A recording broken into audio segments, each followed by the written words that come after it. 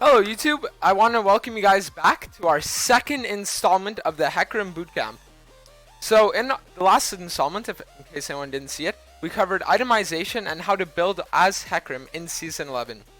Today will be different, it'll be the ganking, right? So how to gank as HECARIM. So for this, we're just going to run this, whatever. Won't really matter, and we're not going to clear, we're not going to do anything, we're just going to level up so we can get right into it, right? Okay. So I think there should be enough. Well, 100 refresh. Okay. I'll do this as well. So, as HECARIM, you are a very, very, very fast champion, right? With your E,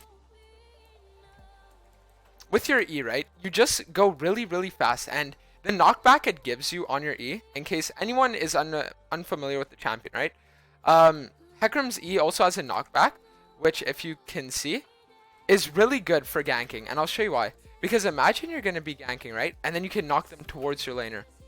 So for most of your ganks, you're always going to be wanting to use your E, right? So I'll show you guys all the gank pathings that I do on HECARIM that allows me to get these insane win rates, to Diamond, to Masters, whatever, and allow me to just completely take over games and annihilate the enemy team. So we're going to start off with top lane, actually. So top lane is honestly, of all the three lanes, is probably the hardest to gank as HECARIM, because it just allows for the, it doesn't give you a lot of options, okay?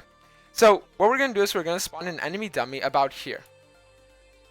So, I want to show you guys something. So, imagine there's an enemy, right? And we'll do with three different ones. Imagine they're here, and imagine they're... Okay, so I want to show you guys something, okay? Imagine that you have a laner, right? It's a Riven versus Renekton, okay? And you're coming in from the river, you just finished your full clear, and now you want to gank, right? The best way to do it is instead of running through this bush and running with your E through here, because what happens is if you go through here, then let's say this guy can just flash away or run away and he'll get out, right? So you want to make sure that you're doing it in a way that it gives them the least amount of time possible to react. So what you're better off doing is you're running through the tri-bush. That way when he sees you, you're already here, you see? So even if he flashes, you can still get right behind him and knock him towards. So you always want to use your E as HECARIM when you're going to be coming out of vision, right? So imagine this wasn't warded, right? What you'd want to do is you'd want to use your E about here, because now the turret's going to have vision of you and these minions are going to see you, and that's when he's going to know. And it'll give you the most amount of time to, like, let's say run at him, and then if he flashes, you can just run right behind and still knock him towards, you see? So that's one of the most common ganks, which is you run behind here, because you just want to put as much distance as between yourself and the guy as possible. But another gank is, like, imagine he's under the tower, okay? And you don't want to run through here, right? Because you want to optimize your knockback effectively. What you'd be better off doing is you'd be better off running and then taking, let's say, 2 turret hits and then going like that, right? So you're going to knock him out of tower range, and then if you have a top laner that has CC like Renekton, for example, then your Renekton can just stun, and then you can finish off the kill, right? So, like, you're going to run at him, and then imagine he flashes, you can just R right on top of him and knock him towards. So you never really want to start off ganks with your R. You always want to start off with your E, because if the enemy has flash and you ult, then you kind of don't have a way to get on them, right? But imagine you can just use your E like this, and then he flashes, then you can still R.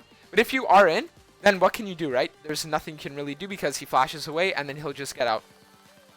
So another thing you can do as well is imagine you kill the enemy top laner. Then what you could do, and what I do a lot, that actually makes the enemy rage quit a lot and just wins us games from, let's say, 5 minutes, is you wait right here and you'll ward.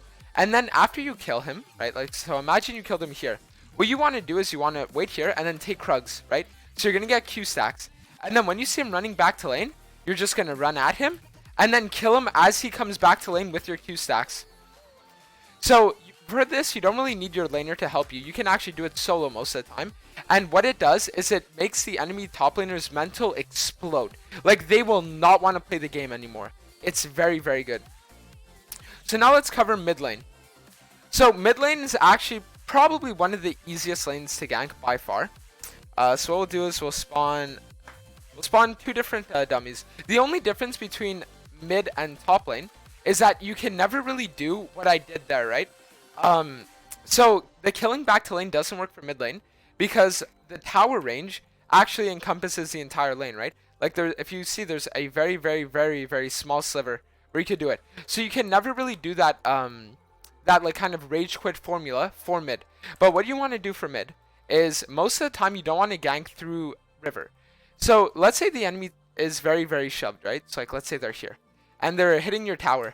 Then you can do the gank through river because it'll work, right? Because you can get right behind them. But most of the time what you'll see is the enemy laner will be at about either here to here. So for these scenarios, what you'll want to do is you'll actually want to use your ult first, because it's very, very hard to run behind them because they can just walk back under tower, right? So this is a scenario where you'd want to gank with your ult first, right? You go like this and then bang. But another thing that you could do as well, if you really want to just make it so that the enemy has no time to react, right? Like literally 0 time. Imagine they're sitting under here and your mid laner shoving in. What you want to do is you want to start charging your E and then ult over the wall and then kill them. So right now they're stunned or they're feared for 2 seconds and there's literally nothing they can do. So this is a gank pathing that I do a lot and it always works. So you'll just go like this, you'll R over the wall and then you'll kill them. Right? And then let's say you have your mid laner, he's a Cassin, he'll ult in and he'll use his combo and it'll just be very, very, very good. So the last pathing that I like doing for mid lane is I like ganking actually from behind the tower. So what you want to do is, like, let's say the enemy has Krugs up, right? Or Raptors. You're going to want to get your Q stacks against these camps. And then you're going to keep it. And then you're going to run right like this. And then if your laner has CC, then you can easily kill him. So that's another gank that works. And that I do. And it's usually very, very good. You either force the enemy flash or you kill them. So now we'll get to bot lane. And bot lane has to be by far my favorite lane to gank. Because the thing about bot lane is that there's just so much possibility. So imagine you have okay. So if the enemy is, let's say, from here to here, right? You're going to want to go for a river gank, right? So you're going to come from behind and you're going to do that. Again, like top lane, you'd never want to start off with your ult. The only time you'll ever want to start off with ult is for mid lane, because mid lane is the easiest for them to get under turret, right?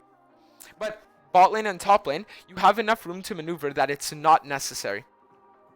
So most of the time you're just going to want to run at them with E and then do it. But let's say it looks very free, right? Like let's say you see the enemy is here and they know this isn't warded. Then there's something you could actually do that I like doing a lot, which is you'll ult over this wall like that. And then you can get the fear off, you see? So it's, let's say you have your Oracle Lens, you know this isn't warded and they won't know, right? You're not going to want to run in from here because then they'll know. So you really want to get in the kind of like fog of war ganks, right? Like imagine you're playing an assassin.